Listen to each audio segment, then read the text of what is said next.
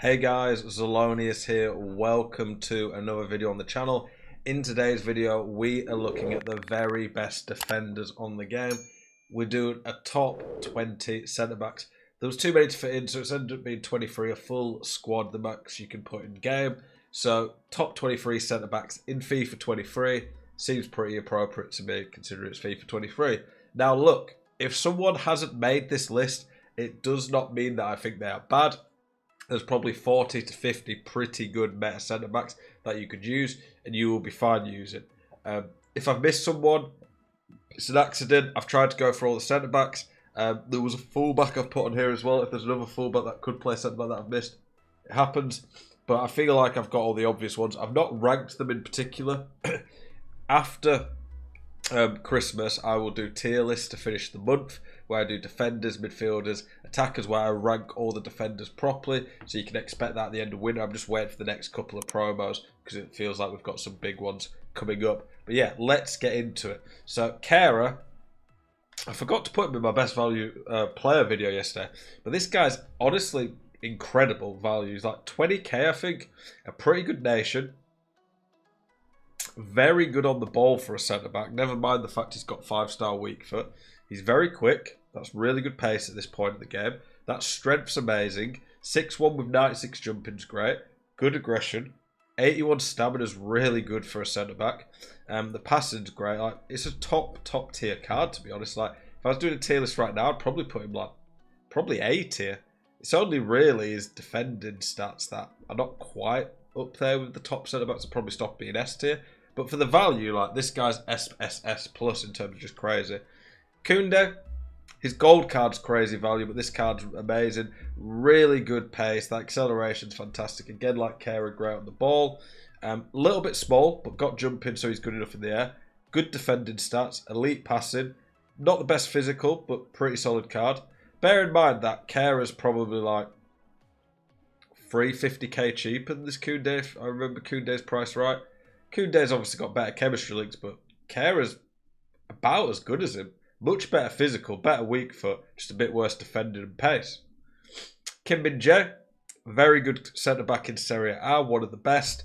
Very nice pace. I think he's 6'2", no 6'3". Very decent defending, great strength, decent on the ball. Honestly, we're going to be saying a lot of the same for the centre-backs in general, because the reason that these guys are on this video is that they're the best for a reason. They're quick, they've got good defending, good physical. Most of them happen to be decent on the ball. That's what makes a centre-back good. When it comes to attackers, you might get a little bit more variety in the stats, but centre-backs, it tends to be the same type of things that you look for. We're playing in a game where the meta is very much pace and through balls in behind. So if your centre-back has bad pace or really bad on the ball, they're going to struggle to deal with that. It's going to put them down at the tier list. Sometimes people say in these videos, oh, you've not included this guy or that. I'm not hating on anyone. I tell you guys what I think's the best. I've played probably not far off 1,500 games across 2 accounts. That's probably not quite that, but near that. I know what works on this game. I hit rank 1 every week and played in the elite division. Like, I see what the best players in the game use. Tomori, one of the top centre-backs in the game. Insane pace, elite defending, very solid strength. Cordoba, again, elite pace, feels very good on the game. That dribbling is pretty good for a centre-back in terms of the agility and balance. Elite defending stats. For an 87 as well. Very good physical. He's just a little bit small, that Cordoba. This guy's in the debate for best centre-back in the game right now. Crazy pace for a centre-back, because you can change him to a centre-back. Very good on the ball, obviously. He's normally a full-back. Pretty solid defending, pretty solid physical. That pace and ability on the ball is insane at centre-back. Kanate, probably the best centre-back in the Prem with Van Dijk, Stories, all that Kara, but this card's really good. Very nice links, elite pace, great strength. Really like this card. Eder Militao, top tier centre-back. Eder Militao's gold card is cracked. So, of course, this one is 90 reactions as well on the dribbling. That is really nice.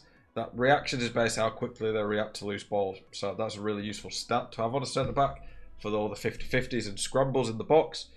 Really nice stamina. Stamina's not a big deal on centre-backs, but to have really high stamina at this point in the game is nice. Helps with the pressing game. Yeah, Militao's just very good and one of the best players in the game when it comes to chemistry links. Alaba, partner for Militao. You can't do Alaba anymore, but if you've got him, he's still a top centre-back. This was the one you should have done, the one with better physicals. Dumfries, very good card still, was really, really good when he came out. Those defending stats do push him down the list a little bit in terms of top quality, but that pace, pretty good on the ball for a centre-back, very elite physical stats, he's really good. El Meek just came out, a little bit like Dumfries, the defending stats are a bit low and do put him down, but ridiculous card in some areas. Very good on the ball. 88 pace is the quickest centre-back in the game right now in terms of at the elite end. The highest elsewhere is 87 on Tomori. He's 6'4" with 98 jumping, so he's insane in the air. He's basically, I think he's the best player in the air right now. Elite strength. It's a really insane card, and he's not too hard to link in with Hakimi or Buffal, who've got very good cards. Rudiger, lots of great Real Madrid centre-backs. Great pace. I wish the pace split was a little better. That acceleration's a little low. Elite defending. Defending awareness is the most important defending stat. A lot of people don't know this, but defending awareness affects a few things. It affects the speed at which your centre-back can jockey, so it's going to be a lot harder to dribble around the big centre-backs who've got high defending awareness. It also allows a player with high defending awareness allows players to press for longer. So if you've got second-man press on, or the partial team press, the higher the defending awareness stat, the less time. I'll say that again. The second man press and the partial team press have like a meter on them.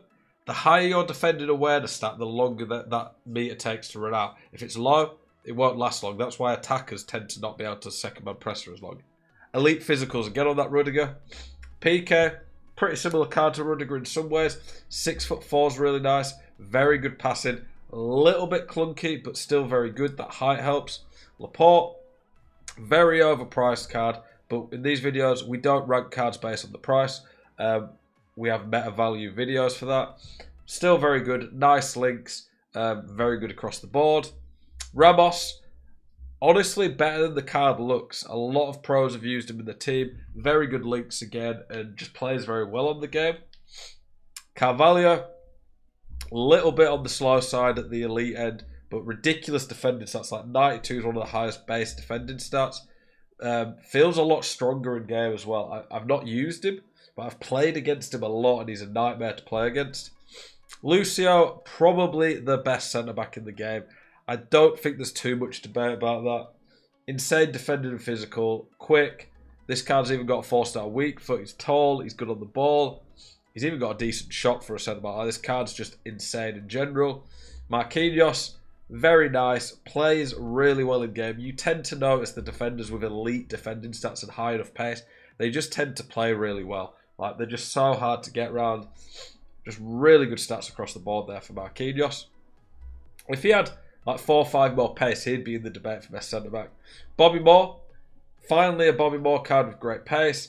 Elite defending stats.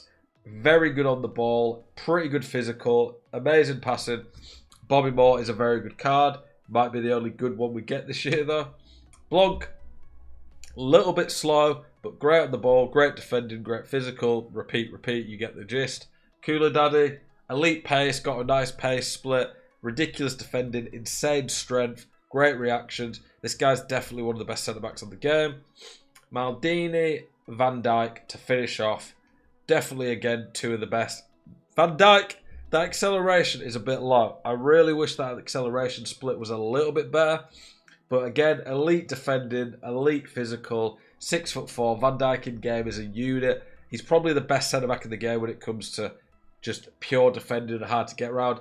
If he had a bit higher acceleration, he'd easily be the best centre-back in the game. But he's in the debate still. And then Maldini, 95 base defending. He's insane. He's just not quite as physically dominant and big as some of the centre-backs like Van Dijk, but he's still absolutely top tier. 95 reactions as well. Hopefully this video has helped you out, guys. Appreciate you watching. Thank you for all support lately. World Cup final coming up. Who you guys got? Let me know in the the comment section, your prediction. Appreciate you guys. As always, keep it spicy. See you guys in the next one. Peace.